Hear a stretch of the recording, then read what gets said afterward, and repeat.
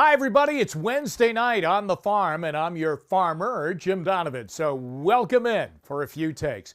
I am, and I hope you are too, still basking in the success of the Browns draft from last week. Boy, did Andrew Berry get the job done. We were all worried about young Andrew Berry.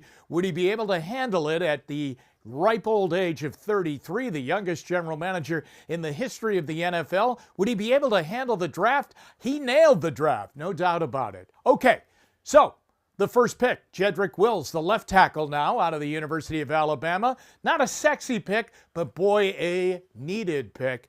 Baker Mayfield, when he went to bed that night, got down on his knees and he thanked the Lord that the Browns had come up with a left tackle because he had paper mache at left tackle last year. People went around, through, over, under Greg Robinson, but they got by him if they could avoid him kicking them in the head, and they got to Baker Mayfield. So a left tackle, though not a sexy pick at all, for this team, it was essential that they get a left tackle, and now Wills will learn how to become a left tackle from one of the best offensive line coaches in all of the NFL, Bill Callahan. He'll teach him the right way. Joe Thomas will help him too, and he should be all set. And the Browns' offensive line that was porous at best last year will be all set, it looks like, for a long period of time, because not only did the Browns, of course, draft Jedrick Wills, but they signed Jack Conklin, as you remember, in free agency, so the two tackle spots are now battened down and ready to go, and the Browns should be much better offensively this year because of an offensive line. I know Baker Mayfield threw 21 interceptions. I know he was below 60% last year in completion, but that offensive line really did not get the job done, and you could start to see that at the end of the preseason last year that they're not playing that well, and this could be a problem, and oh yeah, it was a big problem all season long. The rest of the draft, the Browns had to get a safety, and they got a really good one. Grant Delpit off the undefeated national champion LSU Tigers. A great player in his sophomore year and a really good player in his junior year, which was this past year. But remember, he played with a high ankle sprain.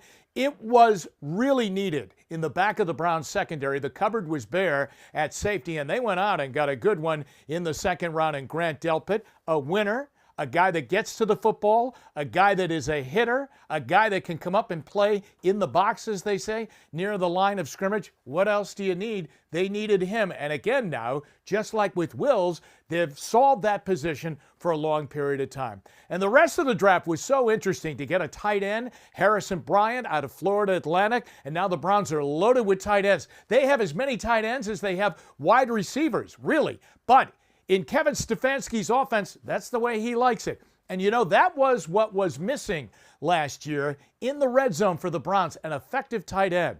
And Njoku was hurt. Demetrius Harris didn't get the job done. Pharaoh Brown is a blocker more than anything else. Stephen Carlson is learning how to become a tight end after being a wide receiver at Princeton. The Browns needed a tight end, a go-to guy. Now, Njoku's here, Austin Hooper is here, and now this kid, Harrison Bryant, who's not a blocker, he's a pass-catching tight end out of Florida Atlantic, that Lane Kiffin offense. Well done by the Browns.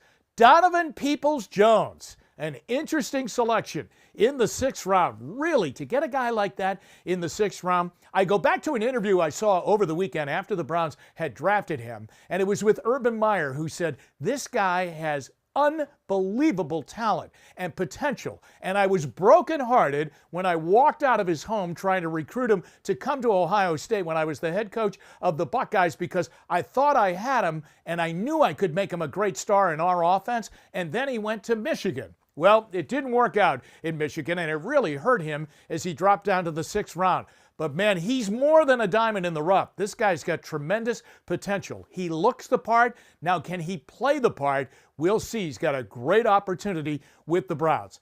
The only thing I'm disappointed about is that this weekend we're not getting a chance to see all these great draft picks come to Berea and go out on the field. Because you see, if the world was normal right now and healthy right now, we would have had a rookie minicamp. But that's not going to happen, and that's too bad, and that really hurts these kids and all kids who are coming into the NFL, because they need all the coaching they can get, no matter which college program they are coming into the league from.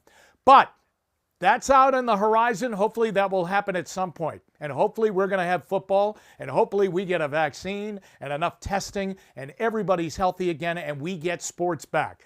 But I have a smile on my face, and I hope you do, because the Browns really nailed the draft, and they're a much better football team today than they were at this time last week, the night before the draft. I'm Jim Donovan for WKYC.com.